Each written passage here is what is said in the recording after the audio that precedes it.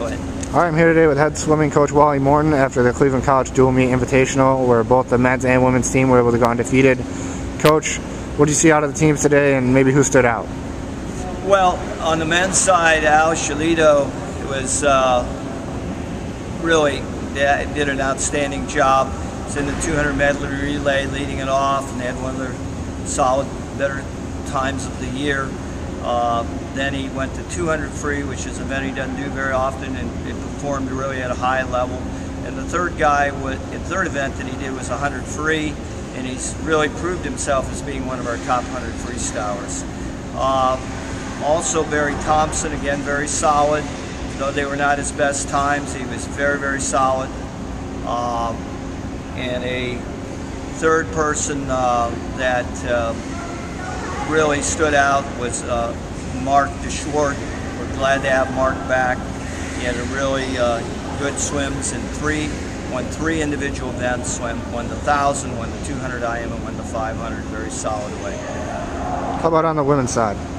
Well, on the women's side, you know, Alice Somerville, she's one of the greatest swimmers in the history of her school. Unfortunately, she's a senior. She wins everything we put her in. She did go to 50 free and won that. Went also the 100 breast and was on the winning 200 free relay, led that off. So real solid times from Alice coming off of the USA Nationals. We've gone back to a really serious training. Person that has been really consistent all year is Jody Turk. She's established herself as an outstanding distance swimmer, and many others came back with wins, such as Christine Capaco in the breaststroke,